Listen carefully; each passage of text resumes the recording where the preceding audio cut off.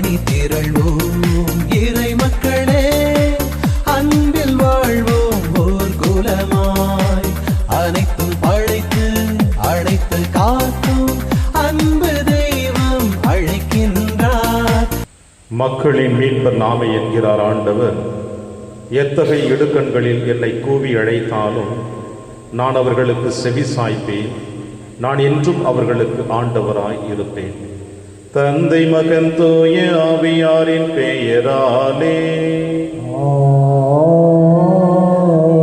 நம் ஆண்டவராகிய இயேசு கிறிஸ்துவின் அருளும் கடவுளின் அன்பும் தூய ஆவியாரின் நட்புறவும் உங்கள் அனைவரோடும் இருப்பதாக.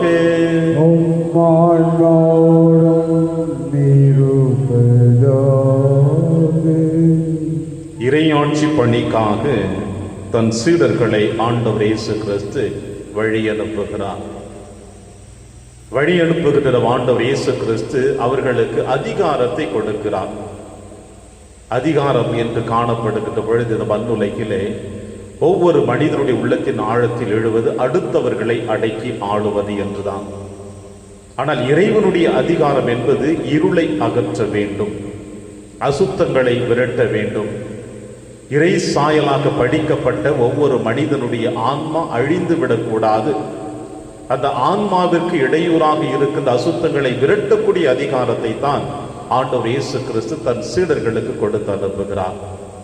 அன்று தன் சீடர்களை அனுப்பியவர் உங்களையும் என்னையும் திருமுழுக்கின் வழியாக தன் பிரகாசமான ஒளியின் வழியாக அதே அதிகாரத்தை நமக்கும் கொடுத்திருக்கிறார்.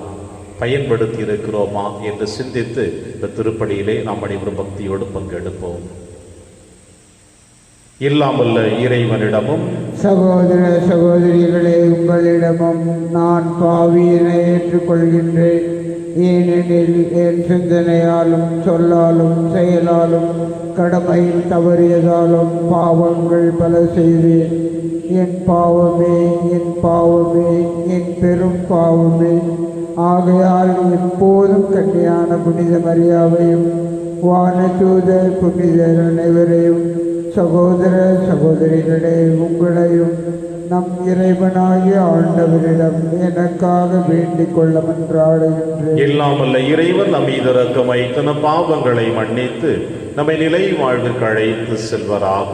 ஆமென். ஆண்டவரே இரக்கமாயிரும். ஆண்டவரே இரக்கமாயிரும். கிறிஸ்துவே இரக்கமாயிரும். கிறிஸ்துவே இரக்கமாயிரும். ஆண்டவரே இரக்கமாயிரும். ஆண்டவரே இரக்கமாயிரும். மன்றாடுவோமாக. இறைவா, உம்மையும் பிறரையும் அன்பு செய்வதில் திருச்சட்டத்தின் எல்லா கட்டளைகளையும் அடங்கியிருக்க செய்தீரே. உம் கட்டளைகளை கடைபிடிக்கும் நாங்கள் முடிவில்லா வாழ்வுக்கு வந்து சேரும் தகுதி பெற எங்களுக்கு அருள்வீராக. உம்மோடும் தூயாவியாரின் ஒன்றைப்பில் இறைவனாய் என்றென்றும் வாழ்ந்து ஆட்சி செய்கிற எங்கள் ஆண்டவர் இயேசு கிறிஸ்து வழியாக உம்மை மன்றாடுகின்றோம்.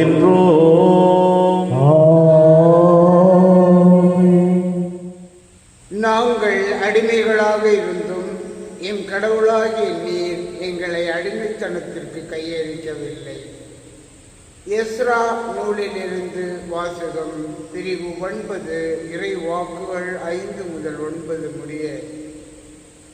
மாலை பலி நேரத்தில் நோன்பை முடித்து கிழிந்த ஆடையோடும் மேல் உழையோடும் முழந்தாளிட்டு என் கடவுளாகிய ஆண்டவரை நோக்கி கைகளை விரித்து எஸ்ராவாகிய நான் கூறியது: கடவுளே, உம்மை நோக்கி என் முகத்தை திருப்ப வெட்கி நாணுகிறேன். ஏனெனில் என் பாவங்கள் எங்கள் தலைக்கு மேல் பெருகிவிட்டன, எங்கள் குற்றங்கள் விண்ணை தொட்டுவிட்டன. என் முன்னோர் காலம் முதல் இதுவரை நாங்கள் பெரும் பாவம் செய்துள்ளோம். எங்கள் பாவங்களினால் நாங்களும் எங்கள் அரசர்களும் குருக்களும் வேற்று நாட்டு மன்னர்களின் கைக்கும் வாளுக்கும் அடிமைத்தனத்திற்கும் கொள்ளைக்கும் வெட்கக்கேடுக்கும் இதுவரை ஒப்புவிக்கப்பட்டோம். ஆனால் தற்பொழுது சிறிது காலமாய் எம் கடவுளும் ஆண்டவருமாகிய உமது கருணை துலங்கியுள்ளது. எங்களுள் சிலரை எஞ்சியோராக விட்டு வைத்தீர். உமது புனித இடத்தில் எங்களுக்கு சிறிது இடம் தந்தீர். எம் கடவுளாகிய நீர் எம் கண்களுக்கு ஒளி தந்தீர். எமது அடிமைத்தனத்திலிருந்து சற்று விடுதலை அளித்தீர். நாங்கள் அடிமைகளாக இருந்தும் எம் கடவுளாகிய நீர் எங்களை அடிமைத்தனத்திற்கு கையளிக்கவில்லை. மாறாக நாங்கள் உயிர் பிழைக்கவும் எங்கள் கடவுளின் கோவிலை எழுப்பவும் பாழடைந்ததை பழுது பார்க்கவும் யூதேவிலும் எருசலேமிலும் பாதுகாப்பு அளிக்கவும் பாரசீக மன்னர்களின் முன் எமக்கு உமது தயையை கிடைக்கவும் செய்துள்ளீர். இது ஆண்டவர் வழங்கும் அருள்வாக்கு. இறைவனுக்கு நன்றி. பதிலுரை. திருப்பாடல் தோபியஸ் ஆகமத்திலிருந்து பல்லவி. என்றும் வாழும் கடவுள் போற்றி, என்றும் வாழும் கடவுள் போற்றி. அவர் தண்டிக்கிறார், இரக்கமும் காட்டுகிறார். பாதாளத்தின் ஆழத்துக்கு தள்ளுகிறார், பேரழிவிலிருந்து மேலே தூக்குகிறார். அவரது ஆற்றலுக்கு அப்பாற்பட்டது எதுவும் இல்லை. இஸ்ரேல் மக்களே, வேற்றினத்தார் முன் அவரது புகழை அறிக்கையிடுங்கள். ஏனெனில் அவர் அவர்களிடையே உங்களை சிதறடித்துள்ளார். பல்லவி. என்றும் வாழும் கடவுள் போற்றி. நீங்கள் உங்கள் முழு உள்ளத்தோடும் முழு ஆன்மாவோடும் அவர் பால் திரும்பி அவர் திருமுன் உண்மையுடன் ஒழுகினால் அவர் உங்கள் பால் திரும்புவார். தமது முகத்தை உங்களிடமிருந்து என்றுமே திருப்பிக் கொள்ளார். உங்களுக்கு அவர் செய்துள்ளவற்றை இப்பொழுது எண்ணி பாருங்கள். நீதியின் ஆண்டவரை போற்றுங்கள், வாயார அவரை அறிக்கையிடுங்கள், என்றுமுள்ள மன்னரை ஏற்றி போற்றுங்கள். பல்லவி. என்றும் வாழும் கடவுள் போற்றி.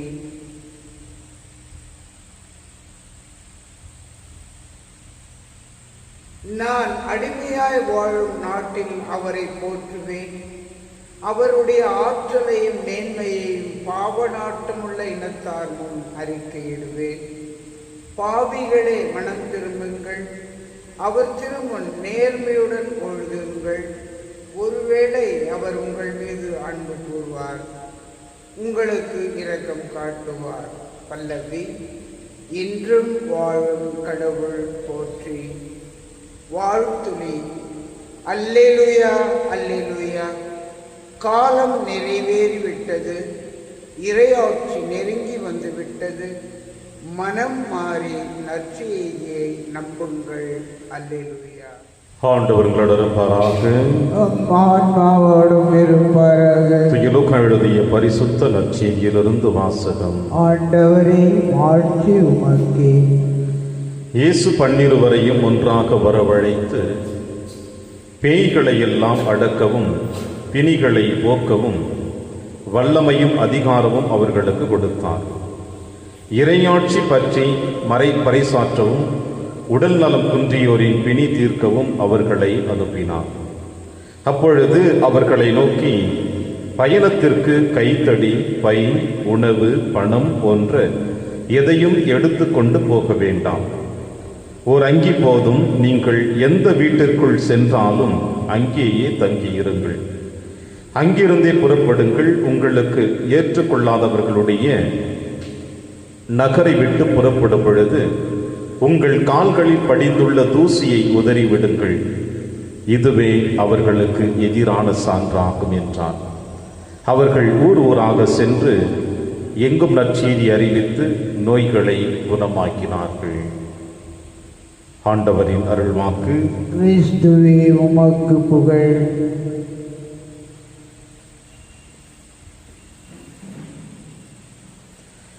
இறையாட்சி பற்றி பறைசாற்றவும் உடல் நலம் குன்றியோரின் பிணி தீர்க்கவும் அவர்களை அனுப்பினார். கிறிஸ்து எனக்கு பிரியமான அன்புமிக்க சகோதர சகோதரிகளே, திருப்பலியின் ஆரம்பத்தில் கூறியது போல ஆண்டவர் இயேசு கிறிஸ்து தன் சீடர்களுக்கு அதிகாரத்தை கொடுத்து அனுப்புகிறார். லூக்கா நற்செய்தியாளர் தத்துவமாக தன்னுடைய வார்த்தைகளை அப்படி வடிவமைத்திருக்கிறார். 12 ஒன்றாக வரவழைத்து பேய்களை எல்லாம் அடக்கவும் பிணிகளை போக்கவும் வல்லமையும் அதிகாரமும் அவர்களுக்கு கொடுத்தார் என்று. அதிகாரம், இறைவன் மனிதருக்கு கொடுத்திருக்கின்ற அதிகாரம், மனிதன் தன்னுடைய சந்ததிக்கு கொடுக்கின்ற அதிகாரம், 2 அதிகாரங்களும் ஒரு மாறுபட்ட கருத்தை சுமக்கின்றது. இதிலிருந்தே நாம் தெளிவுபடையலாம் இன்றைய நற்செய்தி வாசகத்தினுடைய மைய கருத்து என்னவென்று. அது என்னவென்றால், மனிதன் தன்னுடைய சந்ததிகளுக்கு வருங்கால தலைமுறைக்கு கொடுக்கின்ற அதிகாரம் அழிவை நோக்கி செல்லக்கூடிய அதிகாரம். இந்த அதிகாரத்தின் வழியாக ஒவ்வொரு மனிதனும் கொஞ்சம் கொஞ்சமாக தன்னையே அழித்துக் கொள்ளக்கூடிய நிலைமைக்கு எடுத்து செல்லுகிறான். ஆனால் இறைவன் கொடுக்கக்கூடிய அதிகாரம் என்பது மனித நேயத்தை வளர்க்கக்கூடிய அதிகாரமாக இருக்கிறது. மனிதனுடைய தாழ்வு மனப்பான்மையிலிருந்து அவனை உயர்த்தி வைக்கிறது. இருளில் வாழ்ந்து கொண்டிருக்கிற மனிதனை வெளிச்சத்திற்கு, ஒளிக்கு அழைத்து வருகிறது. தீய சக்திகளினால் ஆட்கொண்டிருக்கின்ற மனிதர்களுக்கு வாழ்வு கொடுக்கக்கூடிய அதிகாரத்தை இறைவன் நம் ஆண்டவர் இயேசு கிறிஸ்து கொடுத்திருக்கிறார். அது சீடர்களுக்கு மட்டுமல்ல, உங்களுக்கும் எனக்குமே. ஆனால் பல நேரங்களிலே இந்த அதிகாரத்தை நாம் எப்படி பயன்படுத்துகிறோம் இருக்கின்றதுதான் மிகவும் ஒரு பெரிய கேள்விக்குறியாக அமைந்திருக்கிறது. பிரியமான அன்பின் தேவ பிள்ளைகள், அந்த வரிசையில் பார்க்கிற பொழுது ஆண்டவர் இயேசு கிறிஸ்து இன்று இந்த நற்செய்தி வாசகத்தின் வழியாக தன் சீடர்களுக்கு இப்படிப்பட்ட அதிகாரத்தை கொடுக்கிறார். இது ஒருபுறம் இருக்கிற பொழுது, இன்னொரு புறம் கொடுக்கின்ற பொழுது இன்னொரு அதிகாரத்தையும் கொடுக்கிறார் ஆண்டவர் இயேசு கிறிஸ்து. தன்னுடைய அதிகாரத்தை கொடுக்கிறார். அதாவது தன் சீடர்கள் பயணிக்கின்ற பொழுது எதை எடுத்து செல்ல வேண்டும், எதை எடுத்து செல்லக்கூடாது என்பதை சொல்லுகிறார். இறையாட்சி பணி, உலக சார்ந்த பணி. இறையாட்சி பணி ஒரு மனிதனுக்கு எதை கொடுக்க போகிறது, உலகை சார்ந்த பணி எதை கொடுக்க போகிறது என்பதை நாம் நன்கு அறிந்து வைத்திருக்கிறோம். இந்த மண்ணுலகை எந்த ஒரு மனிதனும் ஆணும் பெண்ணும் தொட்ட பிறகு காலப்போக்கிலே வாழ்ந்து வந்து கொண்டிருக்கிற பொழுது ஒவ்வொரு ஆணும் பெண்ணும் சிந்திக்கக்கூடிய சிந்தனை அது என்னவென்றால், என்னுடைய மரணத்திற்கு பிறகு என் ஆன்மா இறைவனை சென்றடைய வேண்டும், என் ஆன்மா இறைவனிடம் சென்றடைய வேண்டும். ஈவன் பல நேரங்களிலே இந்த மண்ணுலகில் வாழ்ந்து கொண்டிருக்கின்ற எத்தனையோ குற்றவாளிகள் கூட, கொலை செய்கிறவர்கள், குற்றம் செய்கிறவர்கள், தவறு செய்கிறவர்கள் கூட ஒரு சில நேரங்களிலே தனிமையிலே தங்களை சுய ஆய்வு செய்கிற பொழுது, என் பாவத்திற்காக மனம் வருந்தி நான் இறைவனிடம் சென்றடைய வேண்டும் என்னுடைய ஆன்மா என்று கூட சிந்திக்கிறார்கள். இதில் எந்த விதமான மாற்று கருத்தும் இல்லை. அப்படி இவ்வுலகத்தை சார்ந்த ஒவ்வொரு அதிகாரமும் ஒவ்வொரு மனிதனை அழிக்கிறது. இறைவனை சார்ந்த அதிகாரம் நம்மை விண்ணுலகிற்கு அழைப்பு கொடுத்து கொண்டிருக்கிறது. அந்த வரிசையில் பார்க்கிற பொழுது ஆண்டவர் இயேசு கிறிஸ்து ஒரு புறம் இறையாட்சி பணிக்காக ஒரு அதிகாரத்தை கொடுக்கிறார், இன்னொரு புறம் உலகை சார்ந்த அதிகாரத்தை அவர் தடுக்கிறார் என்பதை காண முடிகிறது. நீங்கள் பயணத்திற்கு செல்லுகிற பொழுது கைத்தடி, பை, உணவு, பணம் போன்ற எதையும் எடுத்து செல்ல வேண்டாம். இவை அனைத்தையும் எடுத்து செல்ல வேண்டாம் என்று சொல்லுகிறார் என்றால் அதற்கு காரணம் என்னவென்று நாம் சிந்திப்போம். முதலில் பார்ப்போம். ஆண்டவர் இயேசு கிறிஸ்துவினுடைய பணி வாழ்விலை சொல்லி இருக்கிறார், வானத்து பறவைகளை பாருங்கள், அவைகள் விதைப்பதும் இல்லை, அறுப்பதும் இல்லை, களஞ்சியத்தில் சேர்த்து வைப்பதும் இல்லை. அவைகளுக்கே உணவு கொடுக்கின்ற இறைவன் தன் சாயலாக படைக்கப்பட்ட உங்களுக்கு உணவு கொடுக்க மாட்டாரா? உங்களை பாதுகாக்க மாட்டாரா? உங்களை வழிநடத்தப்பட மாட்டாரா? உங்கள் தலைமுடிகள் எல்லாம் எண்ணப்பட்டிருக்கிறது. உங்கள் தலையிலிருந்து விழுகின்ற ஒவ்வொரு முடிகள் கூட அவருடைய அனுமதியின்றி விழாது என்று கூட சொல்லி இருக்கிறார். இது எதை குறிக்கிறது என்றால், தாயின் கருவறையில் நாம் உருவாவதற்கு முன்னதாகவே இறைவன் உங்களையும் என்னையும் தேர்ந்தெடுத்திருக்கிறார். எனவேதான் தன் உள்ளங்கையில் நம் பெயரை பொறித்து வைத்திருக்கிறார். நாம் எப்பொழுது இந்த மண்ணுலகில் பிறக்க வேண்டும், எப்பொழுது மண்ணகத்தை விட்டு நாம் பயணம் செய்ய போகிறோம் என்பது நீங்களும் நானும், நம்மை பெற்றவர்களும், மருத்துவர்கள் கூட அறியாத ஒரு சூழ்நிலை அது. ஆனால் இறைவன் ஒருவருக்கு மட்டும்தான் தெரிந்து வைத்திருக்கும். எனவே நம்முடைய ஒவ்வொரு அசைவுகளையும், நம்முடைய வாழ்வின் அர்த்தங்களையும், வாழ்வினுடைய தொடக்கத்தையும், மண்ணக பயணத்தின் முடிவினையும் அறிந்து வைத்திருக்கின்ற இறைவன் நமக்கு கொடுக்க மாட்டார். எனவேதானே நம்முடைய முன்னோர்கள் அற்புதமாக சொல்லி இருக்கிறார்கள், மரத்தை வைத்தவன் தண்ணீர் ஊற்றுவான் என்று. நம்மை படைத்த தேவன் நமக்கு அனைத்தையும் கொடுத்திருக்கிறார். அதை சரியாக பராமரிக்காததினால்தான், அதை சரியாக நாம் பயன்படுத்தாததினால்தான் நமக்கு பல துன்பங்களையும் துயரங்களையும் நாம் சுமந்து கொண்டே இருக்கிறோம். பெரியோர்கள் அற்புதமாக சொல்லி இருக்கிறார்களே, மடியில் கணம் இல்லை என்றால் வழியில் பயம் இல்லை. உங்கள் மடியில் கணம் இருந்தால் வழியிலே பயணித்துக் கொண்டிருக்கிற பொழுது எத்தனையோ பயங்களுக்கு நீங்கள் ஆளாக்கப்படுவீர்கள். இந்த உலகத்திலே எத்தனையோ மனிதர்கள், செல்வந்தர்கள் தங்களுடைய வாழ்நாள் முழுவதுமாக மகிழ்ச்சியாக வாழ்ந்து கொண்டிருக்கிறார்களா என்று நாம் அவர்களை சுய ஆய்வு செய்து பார்க்க சொன்னால் நிச்சயமாக இருக்காது. சேர்த்து வைத்திருக்கிற பொருட்களை பாதுகாப்பதற்காக அவர்கள் உயிர் போகின்ற அளவிற்கு தங்களுடைய நாட்களை கடந்து செல்லுவார்கள். சேர்த்தது அனைத்துமே தன்னுடைய பார்வையில் இருக்க வேண்டும். எப்பொழுது வேறொருவர் திருடி சென்று விடுவார்களோ, தன் மனைவி திருடிக் கொள்வாளோ, தன் பிள்ளைகள் திருடிக் கொள்வார்களோ, தன் கணவன் திருடிக் கொள்வானோ, தன் பிள்ளைகள் திருடிக் கொள்வார்களோ என்று சேர்த்து வைக்கின்ற ஒவ்வொரு பொருட்கள் மீதும் இன்றைய காலகட்டங்களிலே நம்முடைய கவனங்கள் இருந்து கொண்டேதான் இருக்கின்றன. இதனால் வருகிறது என்ன? தன் உடலுடைய பாதிப்பு, தன் உடலை சரியாக பராமரிக்காதது, தனக்கு கொடுக்கப்பட்டிருக்கின்ற கடமைகளை சரிவர செய்ய முடியாதது. இதை அன்றே ஆண்டவர் இயேசு கிறிஸ்து அறிந்து வைத்து தன் சீடர்களுக்கு சொன்ன வார்த்தை, நீங்கள் செல்வது இறையாட்சி பணிக்காக. உங்களுடைய பயணம் என்பது உலக அதிகாரத்தை சார்ந்ததல்ல, மாறாக இறையாட்சி பணிக்கான அதிகாரத்தை நான் உங்களுக்கு கொடுத்திருக்கிறேன். எனவேதான் முதலில் அந்த பணியினுடைய முக்கியத்துவம் என்ன என்பதையும், அந்த முக்கியத்துவத்தினுடைய அதிகாரம் என்ன என்பதையும் அழகாக சொல்லுகிறார். என்னவென்றால், பேய்களை ஓட்டவும், பிணிகளை போக்கவும், நோய்களை நீக்கவும் நான் உங்களுக்கு அதிகாரத்தை கொடுக்கிறேன். எனவே இப்படிப்பட்ட அதிகாரத்தை சுமந்து செல்லக்கூடியவர்களுடைய வாழ்க்கையில உலக காரியங்கள், உலக அதிகாரங்கள் அவர்களோடு இணைந்து கொண்டால் அவர்களால் ஒரு பொழுதும் இறையாட்சி பணி செய்துவிட முடியாது. எந்த தலைவனும், எந்த ஒரு பணியாளனும் இரண்டு தலைவர்களுக்கு பணிவிடை செய்துவிட முடியாது என்பதையும் ஆண்டவர் இயேசு கிறிஸ்து சொல்கிறார். எனவே இவர்கள் இந்த உலகத்தை சார்ந்த பொருட்களை சுமந்து செல்லுகின்ற பொழுது இதன் மீது அவர்களுக்கு கவனம் இருக்கும். குறைந்து போயிருக்கிறது. அடுத்த வேளை உணவு என்ன, எங்கே தங்குவது, எங்கே பணியாற்றுவது, எப்படி உறங்குவது, எப்படி உள்ளுவது, உண்ணுவதற்கு ஏற்ற பொருட்கள் இருக்கிறதா, பயணத்திலே நாம் பாதுகாப்பாக செல்ல வேண்டும் என்ற பல சிந்தனைகளுக்கு மத்தியிலே ஒவ்வொரு இயேசுவின் சீடர்களும் பணியாளனும் தங்களுடைய கவனத்தினுடைய அதன் மீது செலுத்தி இறையாட்சி பணிக்காக கூடிய முக்கியத்துவத்தை அவர்கள் மறந்து விடுவார்கள் என்பதையும் இயேசு உணர்த்துகிறார். நாம் அன்பு பிரியமான சகோதர சகோதரிகளே, ஆபிரகாம் தன் மகனை பலி செலுத்துவதற்காக மலைக்கு எடுத்துச் செல்லுகிற பொழுது, மகன் அவரை பார்த்து கேட்கிற பொழுது ஆபிரகாம் சொன்ன வார்த்தை, கடவுள் பார்த்து கொள்ளுவார், அவருக்கு எது தேவையோ அதை அவர் கொடுப்பார், நான் எனக்கு கொடுக்கின்றிருக்கின்ற கட்டளைகளை நான் செய்ய போகிறேன் என்று தன் மகனை அழைத்து சென்றார் அல்லவா. அப்படிப்பட்ட ஆழமான நம்பிக்கை, விசுவாசம் இந்த மண்ணுலகிலே தன் சீடர்களுக்கு இருக்க வேண்டும் என்றுதான் ஆண்டவர் இயேசு கிறிஸ்து சொன்னார்.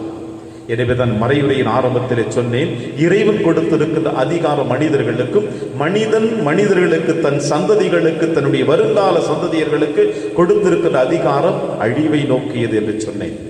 எனவே பிரியமான என் தேவ பிள்ளைகளே, அந்த சீடர்களுக்கு கொடுத்திருக்கிற அதே அதிகாரம் இன்று உங்களுக்கும் எனக்கும் கொடுக்கப்பட்டிருக்கிறது.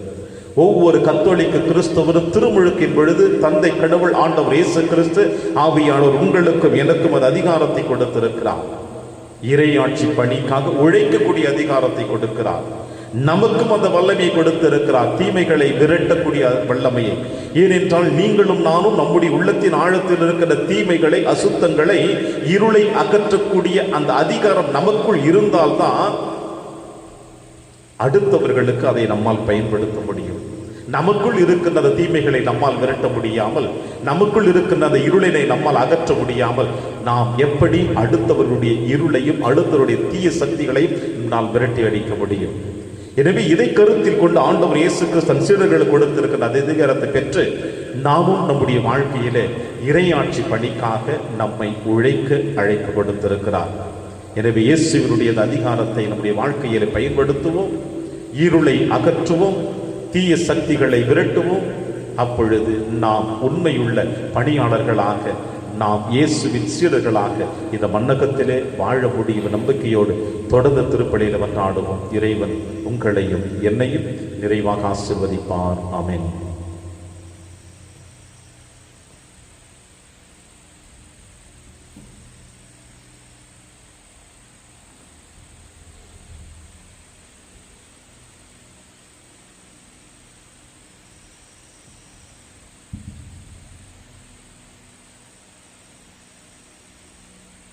ஆண்டவரை அனைத்துலகில் இறைவானின் வாழ்த்து பெறுவீராக. ஏனெனில் வல்லமையிலிருந்து நாங்கள் அப்பத்தை பெற்றுள்ளோம். நிலத்தில் விளைவு மனித உழைப்பின் பயனுமான அப்பத்தை மகப்பு கொடுக்கின்றோம். இது எங்களுக்கு வாழ்வளிக்கும் அப்பமாக மாறும். இறைவன் என்றென்றும் வாழ்த்து பெறுவாராக.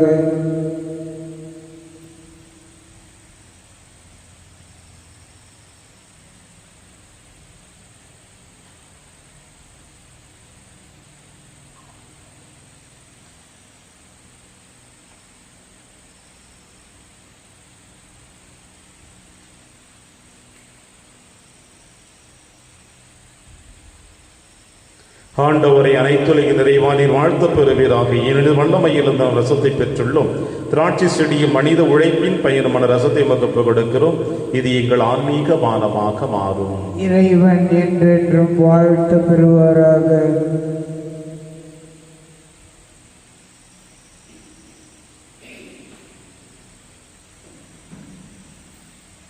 சகோதர சகோதரிகளை, என்னுடைய இது உங்களுடைய இதுமான பலி எல்லாமல்ல தந்தையாக இறைவனுக்கு ஏற்றதாக்கும்படி செவியுங்கள். ஆண்டவர் தமது பெயரின் புகழ்ச்சிக்காகவும் மாட்சிக்காகவும் நமது நன்மைக்காகவும் புனித திரு அவை அனைத்தின் நலனுக்காகவும் உமது கையிலிருந்து இப்பலியை ஏற்றுக்கொள்வாராக.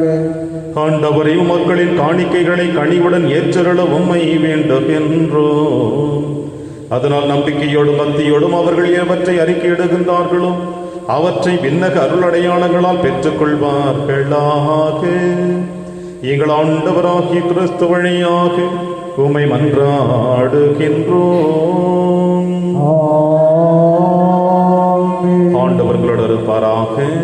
ஆன்மாவோடும் இருப்பாராக. இதயங்களை மேலே எழுப்புங்கள். ஆண்டவரிடம் எழுப்பி நம் இறைவனாகிய ஆண்டவருக்கு நன்றி கூறுவோம். அது தகுதியும் நீதியுமானது. ஆண்டவரை தூயவரான தந்தையை என்றும் உள்ள எல்லாம் உள்ள இறைவா, என்னாலும் எவ்விடத்திலும் நாங்கள் உமக்கு நன்றி செலுத்துவது மெய்யாகவே தகுதியும் நீதியுமாகவே எங்கள் கடமையும் மீட்புக்குரிய செயலுமாகும். உம்முடைய அன்பு திருமகன் வழியாக நீர் மனித இனங்களை படைத்தது போல மிகுந்த கனிவிரக்கத்தால் அவற்றை புதுப்பிக்கவும் திருவிழமானீர். ஆகவே படைப்புகள் அனைத்துமக்கு பணிபுரிகின்றன. மீட்படைந்தோர் அனைவரும் ஏற்றுமாறு புகழ்கின்றனர். உம்முடைய புனிதர்களும் ஒரே இதயத்தோராய் உம்மை போற்றுகின்றனர். எனவே வானகத்தூதர் அனைவரோடும் சேர்ந்து நாங்கள் உம்மை கொண்டாடி மகிழ்வுடன் எப்பொழுதும் அறிக்கையிட்டு சொல்லுவதாவது: தூயவர் தூயவர் தூயவர், வான்படைகளின் கடவுளாம் ஆண்டவர். விண்ணகமும் மன்னகமும் உமது ஆட்சியால் நிறைந்துள்ளன. உன்னதங்களிலே ஓசன்னா. ஆண்டவர் பெயரால் வருகிறவர் ஆசி பெற்றவர். உன்னதங்களிலே ஓசன்னா. ஆண்டவரே, நீர் மெய்யாகவே தூயவர். தூய்மை அனைத்திற்கும் ஊற்றாகவே உம்முடைய ஆவியை பொழிந்து இக்காணிக்கைகளை தூய்மைப்படுத்த உம்மை வேண்டுகிறோம். இவ்வாறு எங்கள் ஆண்டவர் இயேசு கிறிஸ்துவின் உடலும் இரத்தமுமாக எங்களுக்கு இவை மாறுவனவாக. அவர் பாடுபட உளம் கணிந்து தம்மை கையளித்தவன் அப்பத்தை எடுத்து நன்றி செலுத்தி அதை பிட்டு தம் சீடருக்கு அளித்து அவர் கூறியதாவது: அனைவரும் இதிலிருந்து பெற்று உண்ணுங்கள், ஏனெனில் இது உங்களுக்காக கையளிக்கப்படும் என் உடல்.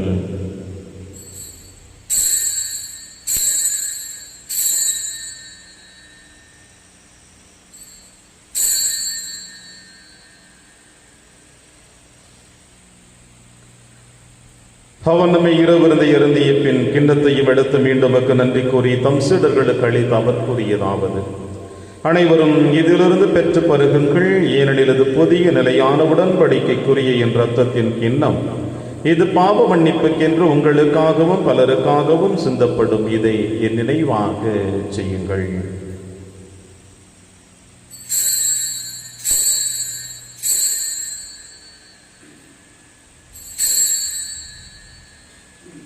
நம்பிக்கையின் மறைபொருள். ஆண்டவரே, நீர் வருமளவும் உமது இறப்பினை அறிக்கையிடுகின்றோம், உமது உயிர்ப்பினையும் எடுத்துரைக்கின்றோம். ஆகவே ஆண்டவரே, நாங்கள் கிறிஸ்துவின் இறப்பினையும் உயிர்ப்பினையும் நினைவு கூர்ந்து வாழ்வதரும் அப்பத்தையும் மீட்பளிக்கும் கிண்ணத்தையும் ஒப்பு கொடுக்கின்றோம். உம் திருமுன் நின்று உமக்கு ஊழியம் புரிய தகுந்தவர்கள் என எங்களை ஏற்றுக்கொண்டீர். எனவே உமக்கு நன்றி செலுத்துகின்றோம். மேலும் கிறிஸ்துவின் உடலிலும் ரத்தத்திலும் பங்கு கொள்ளும் எங்களை தூய ஆவியார் ஒன்று சேர்க்க வேண்டும் என உம்மை தாழ்மையுடன் மன்றாடுகிறோம். ஆண்டவரே, உலகெங்கு பரவி இருக்கும் திரு அவை நினைவு கூர்ந்திருளும். எங்கள் திருத்தந்தை பிரான்சிஸ், எங்கள் ஆயர் ஆண்டனி சுவாமி, எல்லா திருநிலையினராக நடைபெறும் திரு அவை அன்பில் நிறைவு பெற செய்திருளும். மேலும் உயிர்த்தெழும் எதிர்நோக்குடன் துயில் கொள்ளும் எங்கள் சகோதர சகோதரிகளையும் இறந்தோர் அனைவரையும் இரக்கத்துடன் நினைவு கூர்ந்து திருமகளில் ஏற்றிடும் எங்கள் அனைவர் மீதும் இரக்கமாயிரும். கடவுளின் கன்னித்தாயான புனித மரியா, அவருடைய கணவரான புனித யோசேப்பு, புனித திருத்தூதர்கள், புனித பிரான்சிஸ் சேவேரியார், புனித கஸ்பார் மற்றும் இவ்வுலகிலும் உகந்தவராய் இருந்தாகிய புனிதர் அனைவருடனும் நாங்கள் நிலைவாழ்வில் பங்கு கொள்ளும் தகுதி பெற்றவும் திருமகன் இயேசு கிறிஸ்து வழியாக உம்மை புகழ்ந்தேத்து வரமருள உம்மை மன்றாடுகின்றோம்.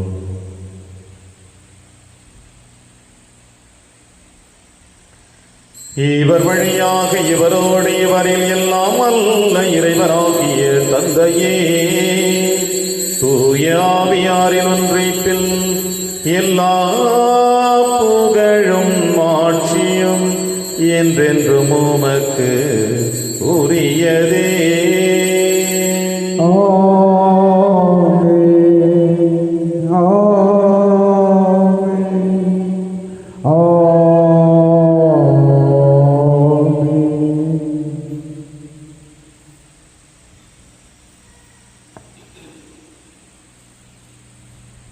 மீட்பரின் கட்டளையால் கற்பிக்கப்பட்டு இறை படிப்பினையால் பயிற்சி பெற்று நாம் அனைவரும் துணிந்து சொல்வோம். விண்ணுலகில் இருக்கிற எங்கள் தந்தையே, உமது பெயர் தூயது என போற்ற பெறுக.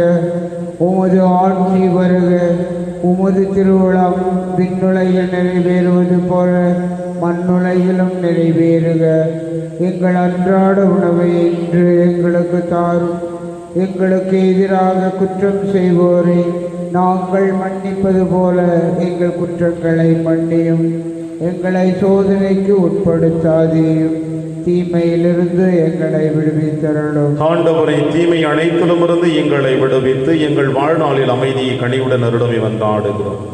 உமது இரக்கத்தில் உதவியால் நாங்கள் பாவத்திலிருந்து எப்பொழுதும் விடுதலை பெற்று யாதொரு கலக்கமும் என்று நலமாய் இருப்போமாக. நாங்கள் எதிர்நோக்கி இருக்கும் பேரின்பத்திற்காகவும் மீட்பராக இயேசு கிறிஸ்து வருகைக்காகவும் காத்திருக்கின்றோம். ஏனெனில் ஆட்சியும் வல்லமையும் ஆட்சியும் என்றென்றும் உமதே. ஆண்டவரே இயேசு கிறிஸ்துவே, அமைதியை உங்களுக்கு விட்டுச் செல்கிறேன், அமைதியை உங்களுக்கு அளிக்கிறேன் என்று உம் திருத்தூதர்களுக்கு மொழிந்தீரேன். எங்கள் பாவங்களை பாராமல் திரு அவையின் நம்பிக்கையை கண்ணோக்கி உமது திருவுளத்திற்கு ஏற்பதற்கு அமைதியை முற்றிலும் அளித்தொள்வீராக. என்று வாழ்ந்து ஆட்சி செய்கின்றவர் நீரே. ஆண்டவருடைய அமைதி உங்கள் அனைவரோடும் என்றும் இருப்பதாக. ஒருவருக்கொருவர் உறவின் வாழ்த்தை அறிவித்து மகிழ்வோம். சமாதானம். உலகின் பாவங்களை போக்கும் இறைவனின் செம்மறியே, எங்கள் மேல் இரக்கமாயிரும். உலகின் பாவங்களை போக்கும் இறைவனின் செம்மறியே, எங்கள் மேல் இரக்கமாயிரும். உலகின் பாவங்களை போக்கும் இறைவனின் செம்மறியே, எங்களுக்கு அமைதியை அளித்தருளும். இதோ இறைவனின் செம்மறி, இவரை நம் அனைவரின் பாவங்களையும் போக்குகின்றவர்.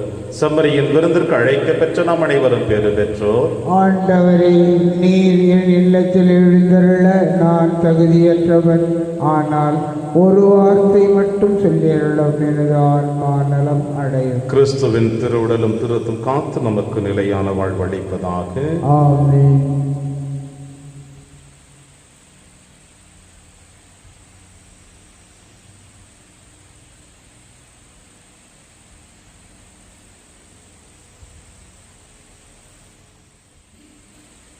கிறிஸ்துவின் ஆன்மாவே, என்னை புனிதமாக்கும்.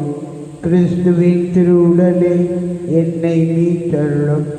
கிறிஸ்துவின் திரு இரத்தமே, எனக்கு எழுச்சியூட்டும். கிறிஸ்துவின் விழாவின் தண்ணீரே, என்னை கழுவிடுமே. கிறிஸ்துவின் பாடுகளே, என்னை தேற்றிடுமே. ஓ நல்ல இயேசுவே, எனக்கு செவிசாயும். உம் திருக்காயங்களுள் என்னை மறைத்தருளும். உம்மிடமிருந்து என்னை பிரிய விடாதேயும். தீய பகைவரிடமிருந்து என்னை காத்தருளும். எனது இறப்பின் வேளையில் என்னை அழைத்தருளும். உம்மிடம் வர எனக்கு கட்டளையிட்டருளும். புனிதர்களோடு எக்காலமும் உம்மை புகழ செய்யும். ஆமென். உம் நியமங்களை கருத்தாய் கடைபிடிக்க நீர் கட்டளையிட்டீர். அதனால் உம்முடைய விதிமுறைகளை நான் கடைபிடிக்க என் வழிகளை நிலைப்படுத்தும். நன்றி கூறி மன்றாடுவோமாக. ஆண்டவரை அருளடையாளங்களால் புத்துயிர் பெற்ற எங்களுக்கு உமது இடையராத உதவிகளை கனிவுடன் என்றும் அருள்வீராக. அதனால் மீட்பின் பயனை மறை நிகழ்வுகளிலும் அன்றாட வாழ்விலும் பெற்றுக் கொள்வோமாக. எங்கள் ஆண்டவராகிய கிறிஸ்து வழியாக உம்மை மன்றாடுகின்றோம். ஆண்டவர் உங்களோடு இருப்பாராக.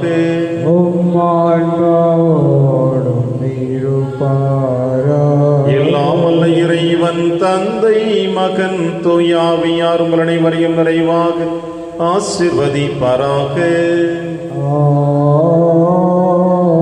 சென்று வாழுங்கள், திருப்பலி நிறைவேறிற்று.